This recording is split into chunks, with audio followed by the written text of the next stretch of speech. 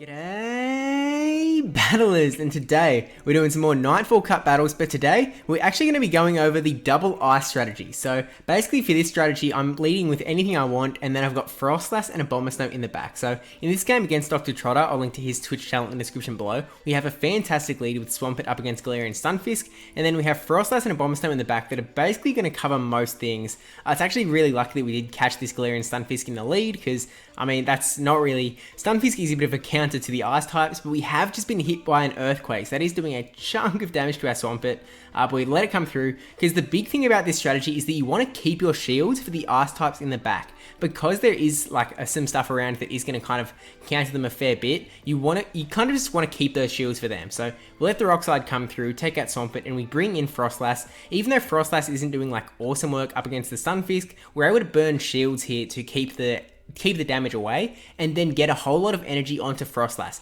The big thing about both Frostlass and Abomasnow is that they are so dangerous when they have like bulk energy. So you can see here, Haunter's coming in. Usually Haunter would be a little bit of a threat to Frostlass, but now that we've just got the shields like coming out of the wazoo, bam, Avalanche, Haunter's gone. In comes the opposing Frostlass. So DrTrotter actually had double Ghost. And again, because we've just had all of the energy kind of stored up, we've got some shields going on for our Frostlass. We throw the Shadow Ball, it does get shielded up, but then we go into Abomasnow because we were trying to catch a charge move from that Frostlass, but in this case, I think that was actually a bad play, because I might be misremembering, but I think that we actually would have still been able to win out if we just stayed in with Frostlass.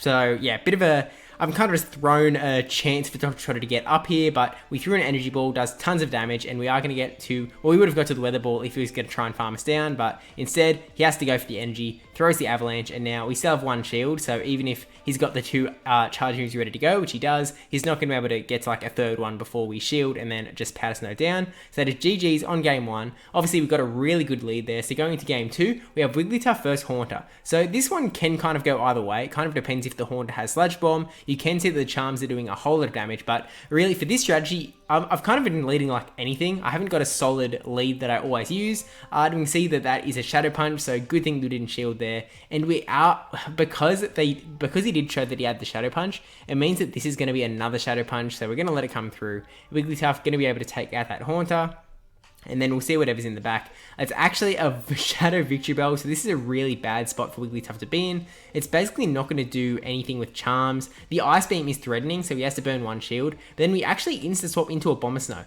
The good thing about having two Pokemon with the same typing in the back is that you're able to swap into one, and then even if they swap into a hard counter, you're still going to have some ice damage hanging out with the Frostlass in the back anyway. So we get the Energy Ball through, which does a ton of damage. We're going to let Abomasnow go down here, because again, you kind of want to keep those shields for something where it might be more useful. It actually went for the Ice Punch, which didn't quite take us out and let Medicham farm a bit more, but we're going to be able to bring in Wigglytuff back here and then Charm down. In comes that Shadow Victory Bell again. Bad spot, but we've got Frostlass versus Shadow Victory Bell now, and because the Shadow Victory Bell was already weakened down, we are going to be able to win out that matchup with two shields still in tow. Didn't have to burn a single one there. Shadow Victory Bell isn't really known for burning shields off of people. But going into game three, we've got another great lead. Are we just going to win leads all video? I guess we'll just see, but Galarian Stunfisk versus Snowy Castform. Again, this is going to be a really good spot for us, because the Rock Slides are going to be doing super effective damage, and I mean, not like Abomasnow or Frostlass would be in like a terrible situation up against Snowy Castform, but I mean, this is definitely the Pokemon that you want to have up in this matchup. So Rock Slide does do a fair chunk of damage, but Snowy Castform is really bulky. Like, you really have to power that thing up to a high level, and it can get so much bulk going. Unfortunately, I don't have one, but you know, we'll see it in action here. Weather Ball's really bringing Stunfisk really low, but again, we do not want to burn shields on this lead Pokemon. Doesn't matter, let it go. So we've burned one shield off of that Snowy Castform, and it is going to be able to get to another Weather Ball here, and again, let it go. Just let it go, get some energy up on one of your ice Pokemon in the back. So down goes the Stunfisk, and in comes the Frostlass. Frostlass is probably like the most dangerous Pokemon when it's got energy built up. And because it is Snowy Castform, we actually don't have to shield here. I would have been happy shielding if it was like anything else, but yeah, just happy to let it go. Farm up so much energy on a Frostlass, and now we also have a shield advantage, which is insane. So in comes an Abomasnow in the back and catches the Avalanche onto the Frostlass, which is a fantastic play on Trotter's end. But yeah, we've still got like the shield advantage plus so much energy, so we charge after the Shadow Ball and then throw the Avalanche, trying to get that last shield out of Trotter now. Unfortunately doesn't shield, so all good though. We swap into a Abomasnow, again trying to catch that charge move. It doesn't really matter what charge move it is coming out here. It is an Avalanche. Let's go. And then we're now also going to get a bit of an energy advantage going on the Abomasnow. Able to just Powder Snow down before a charge move comes through from a Frostlass, which would have been so tight there. Going to be able to get this Weather Ball off onto the opposing Abomasnow. DrTrotter was trying to go for triple ice with this strategy with Snowy Castform plus our double ice, but I think we'll see here that double ice is just clearly the way to go, especially because we had Stunfisk. Stunfisk is really like the worst Pokemon we could have led here for DrTrotter's triple ice strategy, but again, taking it out with 2 shields left over, which is absolutely insane, but yeah, GG's DrTrotter. Again, his Twitch channel is in the description below. Now we're going to go up against HawkAussie, again running the exact same strategy, running anything in the lead, and then the 2 ice Pokemon in the back, and we get a 4th good lead in the row. And I'm not like cherry picking these battles. This is literally 4 consecutive battles with the double ice in the back that we've just got a good lead on. So going in, Mud Bomb. Obviously, we're in a pretty good spot here up against Galarian Stunfisk. Do get 1 shield off the Galarian Stunfisk, and I guess that was so we could potentially get an Earthquake off. We are going to burn the shield here in case, and it was just a Rock Slide bait, so definitely a good play there. And then swapping out into Wigglytuff, so we end up swapping into Frostlass, which like we could have stayed in with the Toxicroak and tried to go for a Sludge Bomb, but as is, again, we have 2 Ice Pokemon. So we're able to kind of use one up and we'll still have Ice later on in the battle. Lets the Avalanche go through, which does so much damage to that Wigglytuff, and we actually simultaneous KO. So we're just going to let the clock wind down in case HawkAussie brings in something first. And he does, brings in the Whiscash, and that lets us think and bring in the Abomasnow, who's obviously in a fantastic spot here because we have Energy Ball. Energy Ball going to be 4 times super effective to that Whiscash. Let the Mud Bomb come through. I was kind of like thinking, is it going to be a Blizzard? And then I went, nah, not worried about it. So we go for the Weather Ball now, trying to burn a shield off of that Whiscash. And we do get the shield with a successful bait. Now going for the Energy Ball and catches it on the Stunfisk. So still like is going to do a fair chunk of damage onto that Stunfisk. So it's not like he really escaped anything. But did want to keep the Whiscash around, I guess, because Whiscash is going to have a bit of a better time up against our Toxicroak, who is still hanging out in the back. But we shielded the Mud Bomb, and then we should be able to get to this Energy Ball before there's the chance of a Blizzard. Oh, actually, did have a fair bit of energy. So we'll see if something does come up. Yeah, okay, there's the Blizzard. So we bring in the Toxicroak now. And actually, this is a bit of a race to the Mud Bomb now, but I'm going to get this Mud Bomb off. And then, bing, doesn't quite take it out. 1 more counter is going to take it out though, and that's GG's. 4 in a row, but 4 good leads in a row. And here, we have a 5th good lead in a row. What is going on here? Galarian Stunfisk versus Abomasnow. Maybe this is just like an ultimate strategy if you win the lead. If you win the lead, this strategy will win you games. But Rock Slide goes through, it does so much damage to that Ice type on the Abomasnow.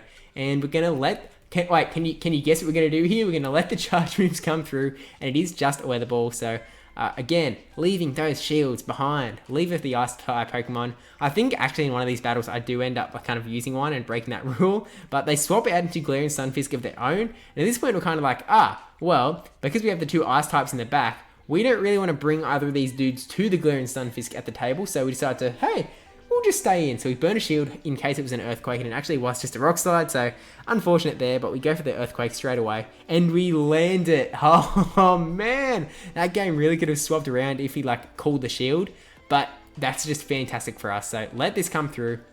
Finally sticking to our guns and keeping the shields with the Ice types. Now going to come in with our Abomasnow. We're not going to have to shield any charge move from the opposing Abomasnow, so I think we're just going to try and farm down and then have tons of energy to go into the back. Ice types with energy. Have I said it enough? Super good. So last Pokemon in the back, and it is that Wigglytuff. So going for the Weather Ball, really trying to get that shield off of the Wigglytuff, just so we can kind of get an Avalanche through from our Frostlass. We weaken it down, so it didn't burn the shield, but we have 2 Weather Balls back to back, so I'm thinking that this time a shield should come up. There's the shield, so now we can swap into Frostlass. We just have to get to an Avalanche and we'll take this Wigglytuff out. Plus we still have a shield, so even if Wigglytuff was able to get to a charge move by some miracle, we would have been able to shield that and then throw the Avalanche to take out the Wigglytuff. That is GG's. 5-0 with the double ice strategy now. Swampert versus Stunfisk, 6 leads in a row. And that is actually all 6 games in this video, so I mean, like, I guess I'm sorry that I picked the lead so luckily, but yeah, that's just insane. But seriously, well, let's see if we can go 6 from 6 with 1 leads. Can it double ice win? Going for the Hydro Cannon onto this Frostlass now. Definitely was a little bit slow on that. I think I was trying to weaken it down so that I could bring in Frostlass and try and go for the Avalanche KO.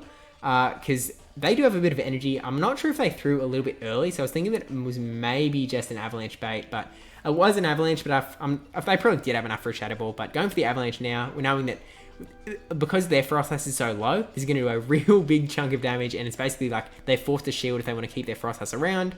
Unfortunately, they are outpacing us a bit because they did go for the avalanche straight away, so we'll let the shadow ball come through, and then I mean, I guess we have two options here. We could bring in Swampert and try and use it up, or we could bring in a Abomasnow, get that energy advantage as we were always trying to get. Does get the charge move off last second, so unfortunately we end up not shielding here and letting the avalanche hit Abomasnow. Does do a fair chunk of damage, but we knew we were going to be able to survive because of our ice typing, and in comes that Galarian Stunfisk. We try and throw the Hydro Cannon straight away, but unfortunately we hit a Mud Shot first before, so the Whiscash is able to swap in, eating that Hydro Cannon. I'm thinking that this might actually be our first loss with the double ice team. Abomasnow would be really good here, but unfortunately just because of that like real slow switch, it could be rough for us. So we do still have a shield, so we're kind of thinking about when we want to use that, thinking that maybe we leave it for Abomasnow, make sure that we can get rid of this Whiscash with the Abomasnow, and then throw energy onto the Galarian Stunfisk in the back. But we get the Hydro Cannon off just before we go down.